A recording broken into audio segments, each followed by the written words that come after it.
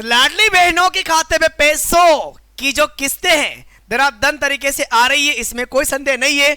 1000 रुपए से प्रारंभ इस योजना के माध्यम से जो राशि लाडली बहनों के अकाउंट में आ रही थी वो बढ़ के अब 1250 भी हो गई। बीजेपी गवर्नमेंट के द्वारा यह भी कहा जा रहा है कि भाई साहब ये 1500 भी होगी, 1500 के बाद 1750 भी होगी, 3000 तक की राशि जाएगी। लेकिन कई क्षेत्र ऐसे भी है जहां पर लाडली बहनों के नाम काटे जा रहे हैं। आधार कार्ड से जो उनके नाम लिंक थे वो ऑटोमेटिकली डी लिंक होते जा रहे हैं। उनकी जो आईडी थी वो आईडी भी डिफेक्ट में चली गई। तो क्या रीजन आ रहा है भाई? ऐसा अनुमान लगाया जा रहा है कि लगभग 2.5 से 3 लाख लाडली बहनों के नाम इस स्कीम से बाहर हो गए। उसके पीछे रीजन क्या है? अगर ये बातें सामने आएगी तो हो सकता है कि जो लाडली बहनें अभी इस बात को लेकर एकदम निश्चिंत रूप से बैठी हुई है कि भाई हमें तो इस स्कीम का फायदा मिल रहा, हमारे अकाउंट में तो राशि आ रही है, तो हो सकता है कि उनके नाम भी कुछ समय के बाद बंद हो जाए। अब जब ये बातें मार्केट में आती है तो सरकार पर संदेह करना तो बनता है। भाई कांग्रेस ने पहले ही इन पर जमाने भर के ब्लेम लगा रखे हैं और कांग्रेस के नेताओं के द्वारा क्या क्या स्टेटमेंट दिया गया वो स्टेटमेंट भी आगे आप लोगों को दिखाने वाला हूं। तो फिलहाल हम लोग करेंगे स्टार्ट आज के इस सेशन को। तो नमस्कार साथियों, मैं हूं संतोष वर्मा। स्वागत है आप सभी का दीप्ति सिंह एकेडमी इंदौर के ऑनलाइन प्लेटफॉर्म पर। सबसे पहला मुद्दा तो यह आ रहा कि भाई साहब नवीनतम जो लाडली बहनें उनके नाम आप क्यों नहीं ऐड कर पा रहे? क्या रीजन है भाई? एक एज फैक्टर भी तो होता है ना कि इस एज के बाद में उन तमाम लाडली बहनों को इस योजना के माध्यम से लाभ दिया जाएगा। आपकी योजना को 2 साल हो गए, क्या 2 साल में अभी तक ऐसी लाडली बहनाएं नहीं हुई है जो कि आपके एज फैक्टर के अंतर्गत आती हो? उनके नाम आप क्यों नहीं ऐड कर पा रहे हो? पूरे 2 साल में 1000 को बढ़ाकर आपने 1250 किया, कब ये 1500 होंगे और कब ये 3000 होंगे? या फिर आपकी सरकार का पूरा कार्यकाल समाप्त हो जाएगा, उसके बाद में स्कीम ऑटोमेटिक बंद हो जाएगी? क्या ये प्लान करके बैठे हो? इन्हीं बातों को लेकर के आपके मन में भी विचार आना स्वाभाविक है। और क्यों आएगा विचार? आगे आप जब देखोगे तो हो सकता है कि आपको लगे कि ऐसा हमारे साथ भी हो सकता है। तो विधानसभा चुनाव से पहले शिवराज सिंह चौहान के द्वारा इस योजना का आरंभ किया गया था, नाम दिया गया था लाडली बहना योजना। सबको पता है सर, कोई दिक्कत वाली बात नहीं है। लेकिन अब यहां पर विपक्ष सरकार पर लगातार सवाल उठा रहा है कि लाडली बहना योजना की राशि न बढ़ने, नई हितग्राहियों को स्कीम से न जोड़ने और लाडली बहनों की संख्या लगातार कम होने को लेकर कांग्रेस ने मोहन सरकार को घेर लिया। भाई साहब ऐसा क्यों हो रहा है? आप क्यों यहां पर नई हितग्राहियों को नहीं जोड़ पा रहे? राशि आगे क्यों नहीं बढ़ पा रही है? 3000 का आपने बोला था और लगातार लाडली बहनें जिनको इस योजना के माध्यम से लाभ मिल रहा था उनकी संख्या कम क्यों हो रही है? क्या रीजन है?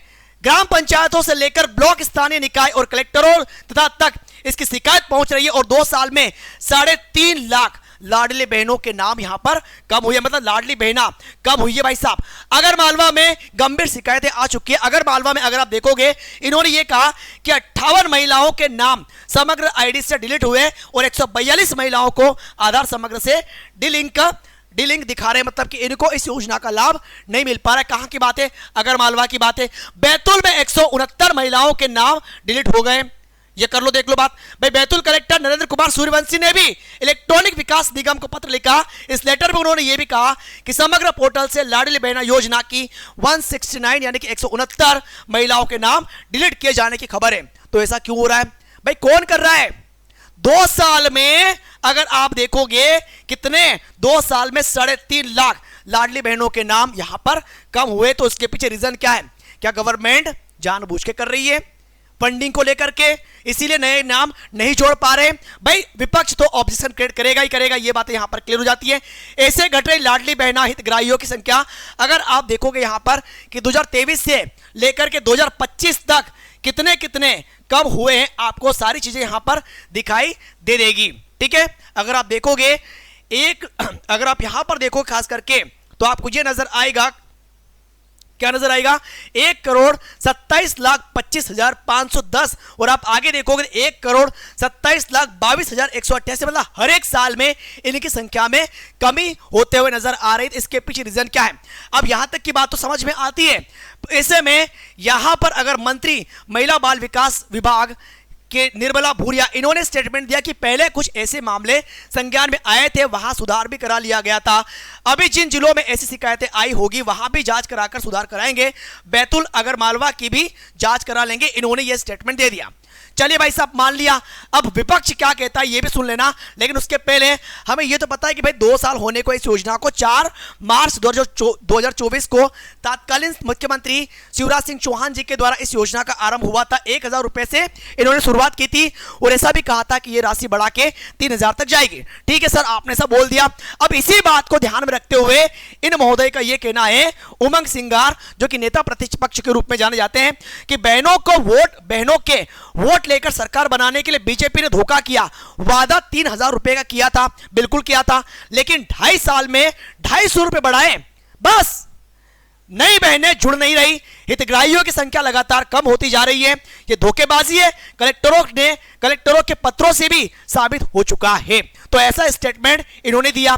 अब एक बात यहां पर यह भी आती है, हालांकि इनका स्टेटमेंट गलत नहीं भाई साहब, हो सकता है कि जिन लाभार्थी बहनों को इस योजना के माध्यम से लाभ मिल रहा, कल को उनका नाम भी कट जाए, फिर क्या करोगे? हैं? बात यही होती है। अगर आप देखोगे आगे तो ये महिलाएं मानी जाएंगी अपात्र। अपात्र मतलब इन महिलाओं को इस योजना के माध्यम से लाभ नहीं मिलेगा। कैसे? सालाना आय अगर 2.5 लाख रुपए से ज्यादा है, आयकर आप देते हो, सरकारी नौकरी वाले परिवार, हमें पता भाई एक्चुअली ये इसमें पार्टिसिपेट नहीं होते हैं। उपक्रम मंडल, नियमित स्थायी कर्मी, संविदा कर्मी, ठीक है, रिटायर्ड पेंशनदार, इनको नहीं मिलता है। पूर्व सांसद, केंद्र सरकार, राज्य सरकार में अगर कोई एज अच्छे लेवल पर हो, स्थानीय निकायों के जनप्रतिनिधि, संयुक्त रूप से परिवार में 5 एकड़ से ज्यादा जमीन, 4 पहिया वाहन, ऐसी महिला जो केंद्र और राज्य सरकार की किसी योजना से 1000 रुपए से ज्यादा प्रतिमाह लेती है। तो हमें पता है कि ये अपात्र महिलाएं होती हैं। लेकिन कौन सी महिलाएं पात्र होती है? तो मध्य प्रदेश की निवासी विवाहित महिलाएं, विधवा, तलाकशुदा, परित्यक्ता, जो इस साल 1 जनवरी को 23 साल की उम्र पूरी कर चुकी हो, उनकी उम्र 60 साल से कम हो। मतलब एक बात यहां पर यह क्लियर होती है कि वो महिलाएं जो इस कैटेगरी में आती है लेकिन 23 साल की अगर है तो वो इस योजना का लाभ ले सकते हो। तो भाई साहब, 2.5 साल में, 2 साल में, क्या अभी तक 23 साल की उम्र में ऐसी महिलाएं शामिल नहीं हुई होगी? अरे बिल्कुल हुई होगी, लेकिन उनके नाम यहां पर क्यों नहीं जुड़ पा रहे? ये तो हमें समझ में आता है कि अगर 60 साल से अधिक एज हो जाती है तो उन महिलाओं को इस योजना से अपात्र कर दिया जाता है।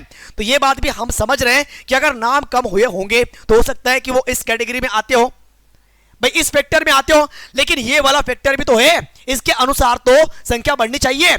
बहरहाल जो जानकारी अभी तक हम लोगों तक आई है वो जानकारी हमने आप लोगों तक पहुंचा दी है। इस जानकारी के माध्यम से आप कितना जागरूक हो रहे हैं ये डिपेंड करता है आपके ऊपर। बाकी जो भी आपके माइंड में जो भी विचार आ रहे होंगे वो अपने उन विचारों को कमेंट बॉक्स में लिखने का प्रयास जरूर करिएगा, ताकि जनता को मालूम पड़े, सरकार तक भी ये बात जाए कि सरकार अब सतर्क हो जाइए, जनता के साथ में आप खिलवाड़ नहीं कर सकते हैं। बाकी जो भी अपडेट आएगा वो इसी प्रकार से आप लोगों तक पहुंचाया जाएगा। सो अभी के लिए बहुत बहुत धन्यवाद। Thank you. जय हिंद, जय भारत।